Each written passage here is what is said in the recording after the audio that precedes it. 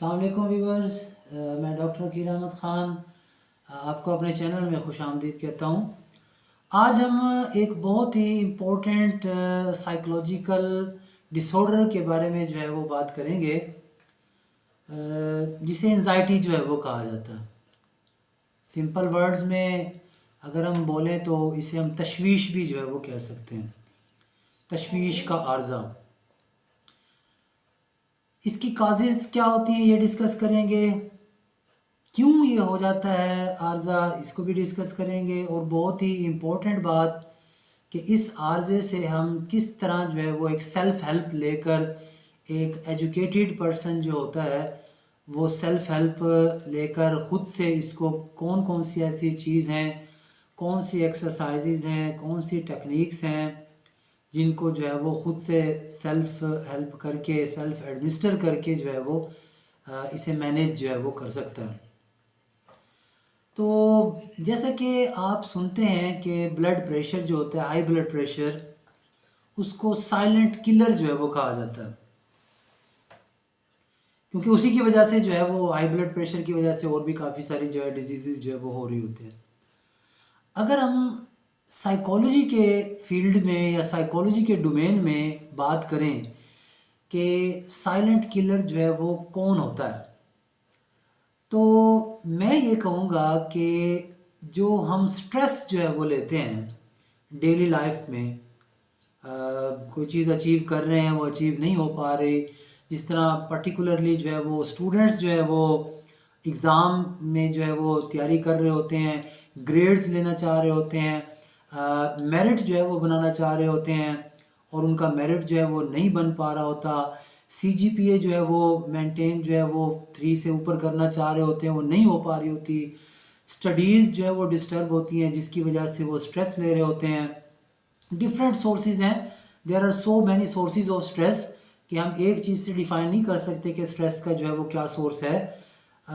Job पे burden of work जो होता है वो भी स्ट्रेस का काज बन सकता है, घरेलू हालात जो हैं वो भी स्ट्रेस का काज बन सकते हैं, इकोनॉमिक प्रॉब्लम्स जो हैं वो भी स्ट्रेस का काज बन सकते हैं, एंड सो ऑन। बहुत सारे स्ट्रेस के जो है वो काजेज जो हो सकते हैं। मैं यहाँ ये चीज़ एक इम्पोर्टेंट जो है वो ऐड करूँगा कि स्ट्रेस जो है वो एक साइलेंट किलर है। हमें पता नहीं चलता कि हमारी लाइफ के अंदर स्ट्रेस जो है वो चल रही होती है, काफ़ी अरसे से प्रोलॉन्ग जो है वो स्ट्रेस चल रही होती है, एक्यूट स्ट्रेस होती है, क्रॉनिक स्ट्रेस होती है, और काफ़ी अरसे से जो है चली जा रही होती है, साल 2 साल 3 साल 4 साल। आपके माइंड का जो कोपिंग मैकेनिज्म है उसको जो है मैनेज कर रहा होता है, आप उसके साथ फाइट कर रहे होते हैं, आप उसके साथ जो है वो आपका ईगो डिफेंस मैकेनिज्म जो है, फ्राइड जो कहता है कि डिफेंस मैकेनिज्म होता है, और वो सारी जो है इन स्ट्रेसर से जो है वो डील करता है, तो वो कर रहा होता है अपने लेवल पे। मगर एक वक्त ऐसा आता है कि वो भी जो है वो स्ट्रेस को मैनेज करता करता करता उसकी कैपेसिटी जो है वो भी जो है वो कम हो जाती है। जैसे हमारी बॉडी का जो है इम्यून सिस्टम होता है, मेडिकल फील्ड में कहते हैं इम्यून सिस्टम अगर डिस्टर्ब हो जाए तो फिर फीवर हो जाता है, फ्लू हो जाता है, और भी काफ़ी सारी जो है वो मेडिकल डिजीज़ हो जाती हैं। तो यहाँ पर मैं ऐड करना चाहूँगा कि स्ट्रेस जो होता है वो भी आपके माइंड के इम्यून सिस्टम को जो है वो डिस्टर्ब करता है, और वो माइंड का इम्यून सिस्टम जो है वो आपका कोपिंग मैकेनिज्म है, ईगो डिफेंस मैकेनिज्म्स हैं जो कि आपको स्ट्रेस से डील कर रहे होते हैं, स्ट्रेस को मैनेज करने के लिए काम कर रहे होते हैं। अब जब स्ट्रेस जो है वो 4 साल 5 साल 3 साल 2 साल से चल रही है और वो स्ट्रेस जो है वो इतनी प्रोलॉन्ग हो चुकी है, अब ये जो साइलेंट किलर है, ये स्ट्रेस जो है, ये कई किस्म की साइकोलॉजिकल और मेडिकल जो है वो डिजीज़ का जो है वो काज बनता है।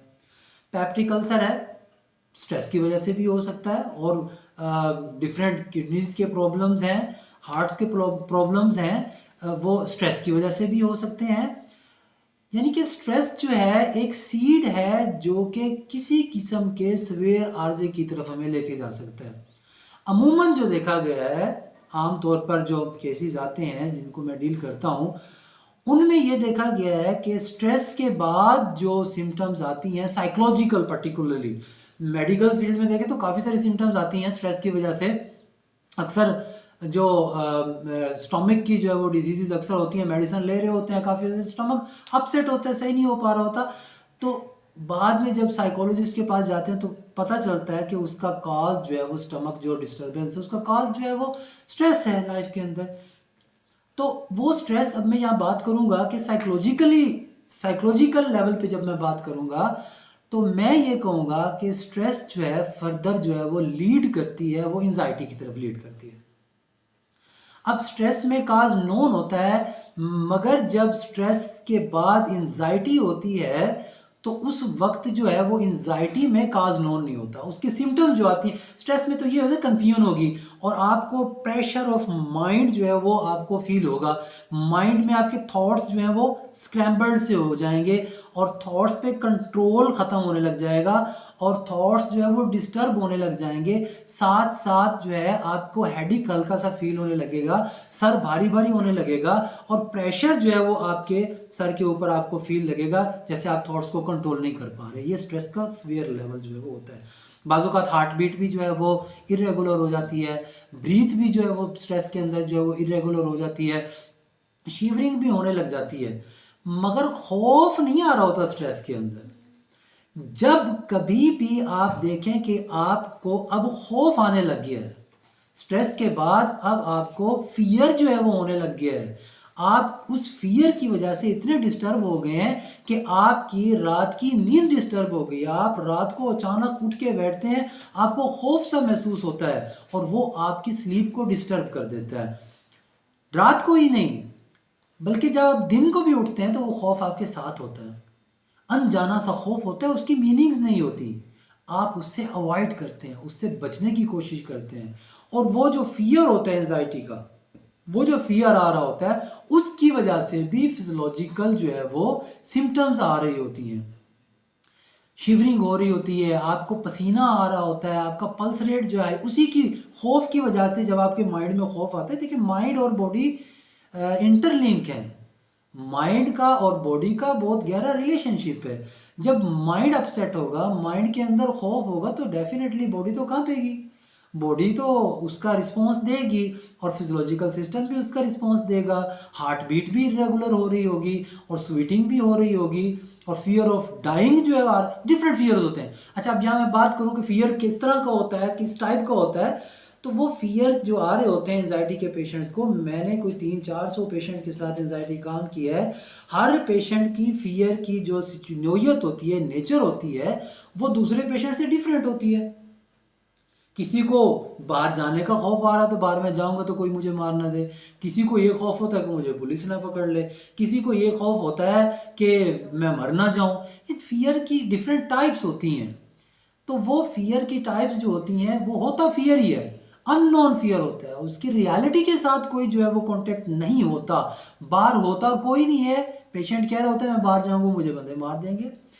अब ये एंजाइटी जो है ये फर्दर जो है वो बढ़ती जाती है और साइकोलॉजिकल अपसेट जो है वो पैदा कर जाती है, थॉट्स का पैटर्न जो है वो चेंज कर जाती है, थॉट्स डिस्ट्रैक्ट नहीं कर पा रहा होता बंदा, उसी थॉट्स में उलझा रहता है, खौफ के थॉट्स में, और वो फर्दर जो है वो उसकी फंक्शनिंग जो है वो डे बाय डे उसकी अपसेट होती जाती है फंक्शनिंग।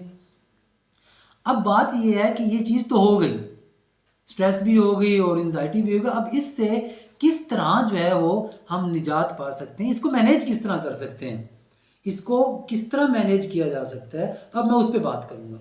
एक तो ये है कि हमें जो है वो रियल फीलिंग्स जो है ना अपने आप को देनी चाहिए। देखिए खौफ आ रहा है उसको जो है वो अवॉइड ना करें, जितना आप अवॉइड करते जाएंगे उतना आपके अंदर वो प्रैक्टिस बढ़ती जाएगी, उस फियर को आप खुद से वो रीइंफोर्स कर रहे हैं, अवॉइड कर करके डिस्कस करें किसी के साथ, मुझे इस तरह होता है, वो आपको रियलिटी थिंकिंग दे, साइकोलॉजिस्ट के पास जाएं, काउंसलर के पास जाएं, आप उससे बात करें कि मुझे इस तरह खौफ आता है, वो आपको रियल थिंकिंग जो है वो देगा, आपको बताएगा कि आपका जो फियर है इसकी कोई रियलिटी नहीं है, इसका हकीकत से कोई ताल्लुक नहीं है। जब माइंड को ये सिग्नल जाएंगे कि मेरा ये जो खौफ है इसकी रियलिटी के साथ कोई ताल्लुक नहीं है, तो माइंड थोड़ा सा रिलैक्स होगा। उसके बाद जो है थॉट्स को डिस्ट्रैक्ट करें, डिस्ट्रैक्ट किस तरह कर सकते हैं? फॉर एग्जांपल कलर आपके सामने पड़े, आप कलर्स को जो है वो गिनने लग जाएं, काउंट करने लग जाएं कि ये येलो कलर है, ये रेड कलर है, घर में बैठे हैं आप देखने लग जाएं घर में कौन कौन सी चीज़ें हैं, आपका थॉट डिस्ट्रैक्ट हो जाएगा। माइंड के अंदर एक वक्त में सिर्फ एक थॉट ठहर सकता है जो उसको अटेंशन जिसको दी जाती है, बाकी निकल जाते हैं।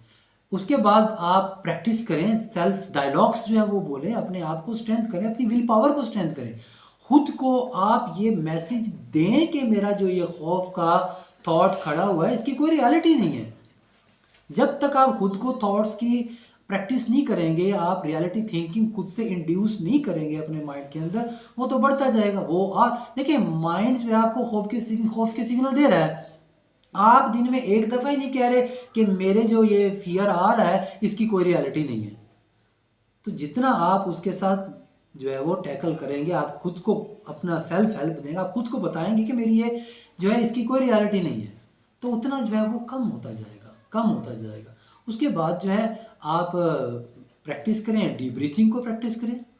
डीप ब्रीथिंग की मैं पूरी एक्सरसाइज अपनी वीडियो में पहले बता चुका हूँ कि डीप ब्रीथिंग क्या होती है।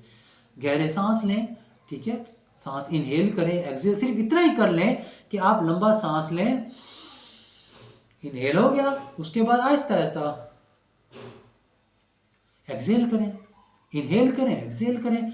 ये आप 3-4 मिनट से स्टार्ट करें, 5 दफ़ा इनहेल एक्सहेल करें, 10 दफ़ा करें, 2-3 मिनट प्रैक्टिस करें। क्योंकि सांस जब आप लेंगे, जब आपको एंजाइटी होती है, स्ट्रेस होती है, तो ऑक्सीजन की जो है वो लंग्स के अंदर जो है वो डिक्रीज हो रही होती है ऑक्सीजन। जब आप गहरे सांस लेते हैं तो वो ऑक्सीजन जो है वो पूरी होती है, तो उससे भी आप काफ़ी जो है वो रिलैक्स हो जाते हैं। उसके बाद जो है वो आप अपना मसल रिलैक्सेशन ट्रेनिंग करें, वो भी मैं अपनी वीडियो में बता चुका हूँ। आप बैठ जाएं, बिल्कुल इजी हो के लेट के भी कर सकते हैं। आप हेड से स्टार्ट करें, अपने मसल को बिल्कुल रिलैक्स रखें, अपने आप को रिलैक्स के सिग्नल दें, फील करें कि आप रिलैक्स हैं। इस तरह फिर नेक पे आ जाएं, फिर चेहरे पे आ जाएं, शोल्डर को रिलैक्स करें, बाजुओं को रिलैक्स करें, एब्डोमेन को रिलैक्स करें, फिर लेग्स को, फिर नीज को, फिर इस तरह पूरी बॉडी को आप रिलैक्स फील करें। ये रिलैक्स के सिग्नल जब आपके पास जाएंगे तो आपका माइंड जो है वो बिल्कुल रिलैक्स होगा। फिर भी अगर आप नहीं कर पा सकते तो इससे बचने के लिए आप काउंसलर, साइकोथेरेपिस्ट के पास जाएं। वो आपको टेक्निक बताएंगे, बिठाएंगे, आपको बताएंगे कि जो आपको रिस्पॉन्सेज आ रहे हैं नेगेटिव, इनको कैंडिड रिस्पॉन्सेज देकर इनको आप किस तरह इनके साथ डील कर सकते हैं, नेगेटिव थॉट्स को पॉजिटिव में कैसे चेंज कर सकते हैं। आपको प्रैक्टिस कराएंगे, आपको डायलॉग्स लिख के बताएंगे कि आप डायरी लें, उसमें लिखें, डेली लिखें, डेली लिखें। एक स्टूडेंट मेरे पास आया कि सर मेरी CGPA कम है। मैंने पूछा कि आप क्या करते हैं? सर मेरी तैयारी नहीं होती। मैंने कहा तैयारी होती है, आप समझते हो तैयारी नहीं है। सर पढ़ता बहुत हूँ मैं कहा देखिए ना, आप पढ़ते भी हैं, आप तैयारी भी करते हैं, तो फिर तो कोई मसला नहीं होना चाहिए। सर मेरे अंदर कॉन्फिडेंस नहीं है। मैंने कहा बात सारी यहाँ पर आके रुकती है कि आपने खुद जब कह दिया कि मेरे अंदर कॉन्फिडेंस नहीं है, तो फिर आपके अच्छे मार्क्स कैसे आएंगे? आप अपने आप को ये कहें कि मेरे अंदर कॉन्फिडेंस है, आई विल डू बेटर, मैं अच्छा कर लूँगा, मैं अच्छी तैयारी करके आया हूँ, तो फिर आप देखें कि आपका माइंड आपके साथ देते, फिर आपके अच्छे पेपर हो जाते हैं, आप अच्छे मार्क्स लेके। इसी तरह जब तक आप अपने माइंड की बात, नेगेटिव रिस्पॉन्सेज को आप उनको रिस्पॉन्स देते रहेंगे, नेगेटिव थॉट्स को, तो वो तो बढ़ता जाएगा। तो देखिए खुद से कुछ करना पड़ता है, सब्र करना पड़ता है, खुद से कुछ सोच अपने अंदर डेवलप करनी पड़ती है। जब आपको पता है आपका थॉट नेगेटिव है, अच्छा पेशेंट्स को इतना पता चल जाता है कि उनका थॉट जो है वो नेगेटिव है, वो कहते हैं हाँ है तो ऐसे ही, इसकी कोई रियलिटी तो नहीं है, मगर मुझे आ रहा है इस तरह का खौफ, तो मैं क्या करूं? तो इतना पता होता है, तो ये ब्लेसिंग है उनके लिए। अभी उनकी वो स्टेज नहीं है जब उनको ये भी पता नहीं होता कि हो क्या रहा है। रियलिटी के साथ जब कॉन्टेक्ट खत्म हो जाता है, जब वो साइकोसिस की तरफ जा रहे होते हैं, तो वो बहुत डेंजरस स्टेट होती है। अभी स्टेट अच्छी है, एंजाइटी के अंदर पेशेंट जो है वो रिस्पॉन्स कर रहा होता है, तो काउंसलर और साइकोथेरापिस्ट अच्छे तरीके से उसके साथ वर्क कर सकते हैं। देखिए यहाँ पर अलमिया ये है कि क्लाइंट्स और लोग ये चाहते हैं कि एक सेशन के बाद वो बिल्कुल ठीक हो जाए, जबकि उनकी एंजाइटी, उनकी स्ट्रेस 4 साल से चल रही होती है। तो भाई जब 4 साल से आप एक आर्जे में मुब्तला हैं, तो कम से कम 10 से 12 सेशन तो लें। उसके बाद आप देखें कि आहिस्ता आहिस्ता आहिस्ता काउंसलिंग, साइकोथेरेपी का इफ़ेक्ट जो है वो थोड़ा सा स्लो ज़रूर होता है, मगर इसमें रिलैप्स नहीं आता। आप मेडिकेशन ले लेंगे, आप सो जाएंगे, सुबह उठेंगे, थोड़े रिलैक्स होंगे, मेडिसिन का जब तक इफेक्ट है उसके बाद ख़त्म हो गए, उसके बाद फिर आपको वापसी थॉट्स आने लग जाएंगे।